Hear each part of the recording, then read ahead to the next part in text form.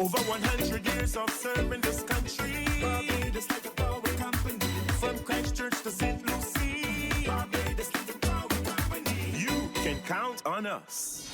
Hello there and welcome to the first edition of Energy Talks for 2025. I'm Cassandra Crawford and I'm certainly taking this opportunity to wish you the best of everything for the year ahead.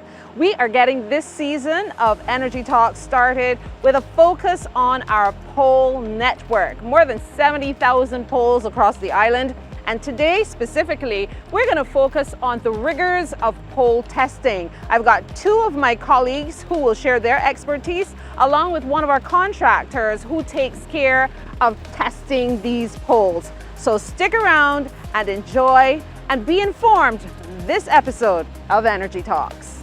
I work primarily doing pole inspections as well as overhead pole inspections and any of our assets that are overhead.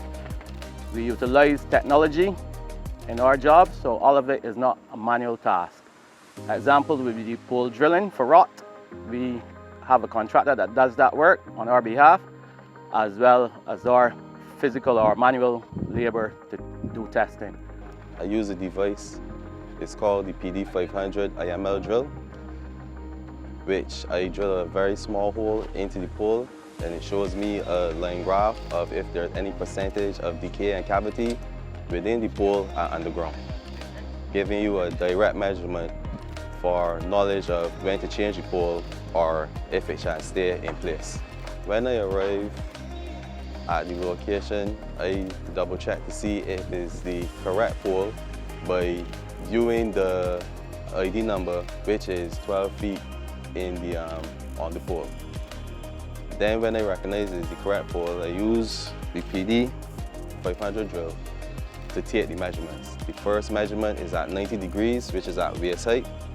This gives me the full circumference of the pole. And then there's another 3 measurements taken at the bottom, the base of the pole at 30 degrees each. With all 4 measurements, that completes the operation. Then the machine gives me a direct measurement to let me know from the program given to us from Light and Power if the pole has failed, passed, or if it's marginal.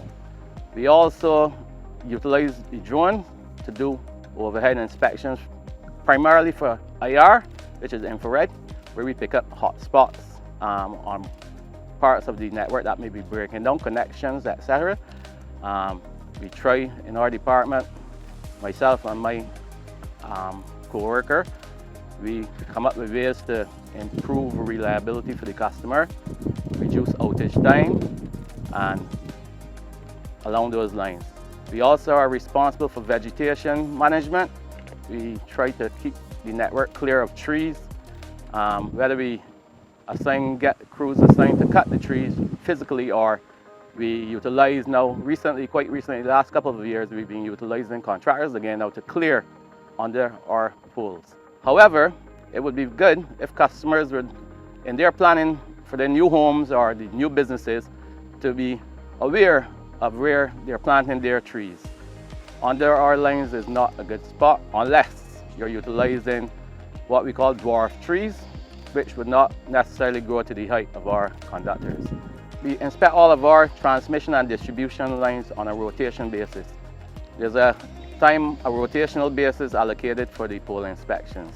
Transmission carries a shorter period, where the feeders would be called the distribution, which feeds the customers. That is just a little longer period, but we do it on a rotational basis. And of course, we also do other inspections as needed. Well, rest assured, that was only part 1 of our discussion on pole testing and the maintenance and all the consideration that goes into testing the soundness of our pole network. So I look forward to having you company next time on Energy Talks.